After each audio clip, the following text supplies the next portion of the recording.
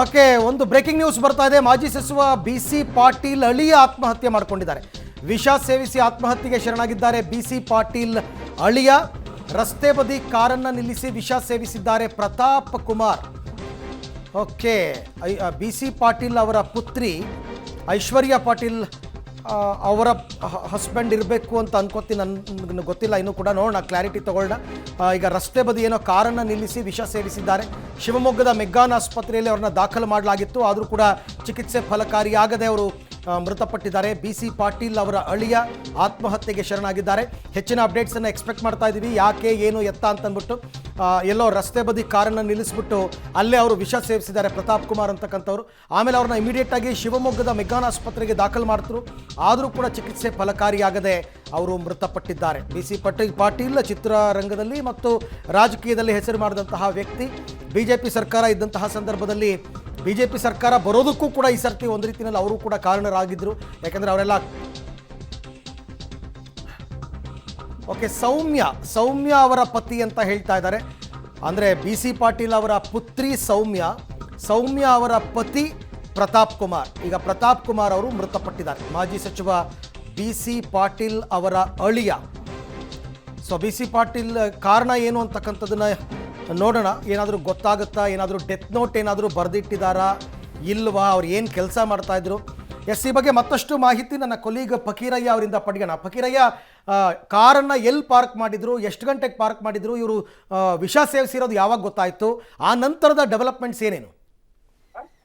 ಖಂಡಿತವಾಗ್ಲೂ ಅರವಿಂದ್, ಇದು ಒಂದು ರೀತಿ ಶಾಕಿಂಗ್ ನ್ಯೂಸ್ ಅಂತಾನೆ ಹೇಳ್ಬೋದು. ಮಾಜಿ ಶಾಸಕ BC ಪಾಟೀಲ್ ಅವರ ಹಿರಿಯ ಅಳಿಯ ಪ್ರತಾಪ್ ಕುಮಾರ್ ಅವರು ಏಕಾಏಕಿ ಹಿರೇಕೆರೆ ತಾಲೂಕಿನಿಂದ ಹೋಗಿರುವಂತದ್ದು. ಅಂದ್ರೆ ದಾವಣಗೆರೆ ಜಿಲ್ಲೆ ಹೊನ್ನಾಳಿಯ ಅರಣ್ಯ ಪ್ರದೇಶದಲ್ಲಿ ಕಾರ್ನಲ್ಲಿ ವಿಷದ ಬಾಟ್ಲಿಯನ್ನ ಇಟ್ಕೊಂಡು ಹೋಗಿ ವಿಷವನ್ನ ಸೇವಿಸಿ ಆತ್ಮಹತ್ಯೆಗೆ ಸಾವನ್ನಪ್ಪಿರುವುದು.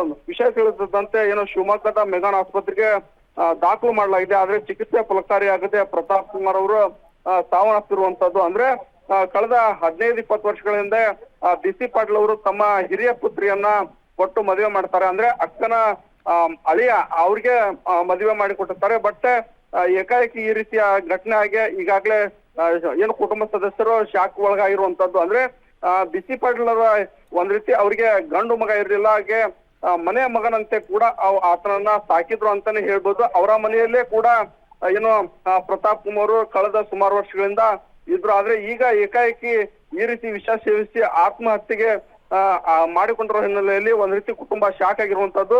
ಆದ್ರೆ ಆತ್ಮಹತ್ಯೆಗೆ ನಿಖರವಾದಂತಹ ಕಾರಣ ಇನ್ನೂ ಕೂಡ ತಿಳಿದು ಬಂದಿಲ್ಲ. ಆ ಕುಟುಂಬ ಸದಸ್ಯರೇ ಇದನ್ನ ಸ್ಪಷ್ಟಪಡಿಸಬೇಕು. ಅರವಿಂದ್, ಏನ್ ಕೆಲಸ ಮಾಡ್ಕೊಂಡಿದ್ರು ಪ್ರತಾಪ್ ಕುಮಾರ್ ಅವರು? ಡೆತ್ ನೋಟ್ ಏನಾದ್ರು ಸಿಕ್ಕಿದೆಯಾ? ಸದ್ಯ ಖಚಿತವಾದ ಮಾಹಿತಿಯ ಪ್ರಕಾರ ಯಾವುದೇ ರೀತಿಯಾದಂತಹ ಡೆತ್ ನೋಟ್ ಸಿಗಲಿಲ್ಲ. ಅಂದ್ರೆ ಕೃಷಿ ಜಮೀನಿಗೆ ಸಂಬಂಧಪಟ್ಟಂತಹ ಎಲ್ಲಾ ಕೆಲಸಗಳನ್ನ ಕೂಡ ಪ್ರತಾಪ್ ಕುಮಾರ್ ಅವರು, ಅಂದ್ರೆ ಕೃಷಿಗೆ ಸಂಬಂಧಪಟ್ಟಂತಹ ಎಲ್ಲಾ ವಸ್ತುವಾರಿಯನ್ನ ಕೂಡ ಪ್ರತಾಪ್ ಕುಮಾರ್ ಅವರು ಅಳವಡಿಸಿಕೊಂಡಿದ್ರು. ಮಾಜಿ ಸಚಿವರಾದಂತಹ ಸಹ ಎಲ್ಲ ಕುಟುಂಬದ ವಸ್ತುವಾರಿಯನ್ನ ಪ್ರತಾಪ್ ಅವರು ಹಿರಿಯ ಅಳಿಯ ಇಲ್ಲಿಯ ಹಿರೇಕೆರೆ ಆಗಿರ್ಬೋದು, ಮತ್ತೆ ಶಿವಮೊಗ್ಗದಾಗ ಹೊಂದ್ಕೊಂಡಿರುವಂತಹ ಜಮೀನಿಗೆ ಸಂಬಂಧಪಟ್ಟಂತ ಎಲ್ಲಾ ಕಾರ್ಯ ಕೆಲಸಗಳನ್ನ ಕೂಡ ಪ್ರತಾಪ್ ಅವರು ನೋಡ್ಕೊಂತ. ಅಂದ್ರೆ ಮಗಳು ವಿಶೇಷ ಚೇತನ ಇದ್ರು ಕೂಡ ಅವಳಿಗೆ ಆತನನ್ನ ಕುಟುಂಬ ಸದಸ್ಯರಾಗಿರುವಂತಹ ಅಳಿಯನಿಗೆ ಕೊಟ್ಟು ಮದುವೆ ಮಾಡ್ತಾರೆ. ಒಟ್ಟಲ್ಲಿ ಕುಟುಂಬದ ಜೊತೆಗೆ ಚೆನ್ನಾಗಿದ್ರು. ಆದ್ರೆ ಏಕಾಏಕಿ ಈಗ ವಿಷ ಸೇವಿಸಿ ಆತ್ಮಹತ್ಯೆ ಮಾಡ್ಕೊಂಡಿರುವಂತದ್ದು ಈಗ ಕುಟುಂಬಕ್ಕೆ ಶಾಕ್ ಆಗಿರುವಂತದ್ದು ಅಂತಾನೆ ಹೇಳ್ಬೋದು. ಅರವಿಂದ್, ಫಕೀರಯ್ಯ, ಕೊನೆ ಯಾರಿಗ್ ಗೊತ್ತಾಯ್ತು ಈ ತರ ಕಾರ್ನಲ್ಲಿ ಇವರು ವಿಷ ಸೇವಿಸಿದ್ದಾರೆ ಅಂತ? ಸುಮಾರು ಎಷ್ಟು ಗಂಟೆಗೆ ಇವರು ಕಾರ್ ಪಾರ್ಕ್ ಮಾಡಿ ವಿಷ ಸೇವಿಸಿರ್ಬೋದು? ಟೈಮ್ ಎಷ್ಟಾಗಿತ್ತು ಗೊತ್ತಾಗೋ ಅಷ್ಟೊತ್ತಿಗೆ ಅಂತ? ಖಂಡಿತವಾಗ್ಲೂ ಅರವಿಂದ್, ಇಂತಹ ಅಂದ್ರೆ ರಸ್ತೆಯ ಪಕ್ಕಕ್ಕೆ ಕಾರನ್ನ ನಿಲ್ಲಿಸಿ ಅಲ್ಲೇ ಹೋಗಿರುವಂತಹ ಸ್ಥಳೀಯರು ಕೂಡ ಆತನನ್ನ ನೋಡಿ, ಅಂದ್ರೆ ಮಾಜಿ ಸಚಿವರ ಅಳಿ ಅನ್ನೋ ಕಾರಣಕ್ಕಾಗಿ ಕೆಲವೊಂದಿಷ್ಟು ಜನರು ನೋಡಿರ್ತಾರೆ. ಹೀಗಾಗಿ ಆತನನ್ನ ಆಸ್ಪತ್ರೆಗೆ ಸೇರಿಸಿರುವಂತದ್ದು. ಆದ್ರೂ ಕೂಡ ಚಿಕಿತ್ಸೆ ಫಲಕಾರಿಯಾಗದಂತೆ ಪ್ರತಾಪ್ ಅವರು ಸಾವನ್ನಪ್ಪಿರುವಂತದ್ದು. ಈಗ ಕುಟುಂಬ ಸದಸ್ಯರು ಕೂಡ ಶಿವಮೊಗ್ಗದ ಮೆಗಾನ್ ಆಸ್ಪತ್ರೆ ಕಡೆಗೆ ಹೋಗಿರುವಂತದ್ದು. ಒಟ್ನಲ್ಲಿ ಈ ಘಟನೆ ಒಂದ್ ರೀತಿ ಕುಟುಂಬಕ್ಕೆ ಭರವಸೆ ಸಿಡ್ಲಂತಾಗಿದೆ. ಇದು ಮರಣೋತ್ತರ ಪರೀಕ್ಷೆಯ ಮುಖಾಂತರವಾಗಿ, ಅಂದ್ರೆ ಕಟ್ಟುಮುಖವಾಗಿ ಸಮಸ್ಯೆ ಇತ್ತೋ ಏನೋ, ಇದನ್ನೆಲ್ಲ ಪೊಲೀಸರು ಕೂಡ ತನಿಖೆಯನ್ನ ಮಾಡ್ತಾರೆ. Arvind, okay Fakirayya, thank you. ತಮ್ಮ ಎಲ್ಲ ಮಾಹಿತಿಗಾಗಿ ಧನ್ಯವಾದ. ಸೊ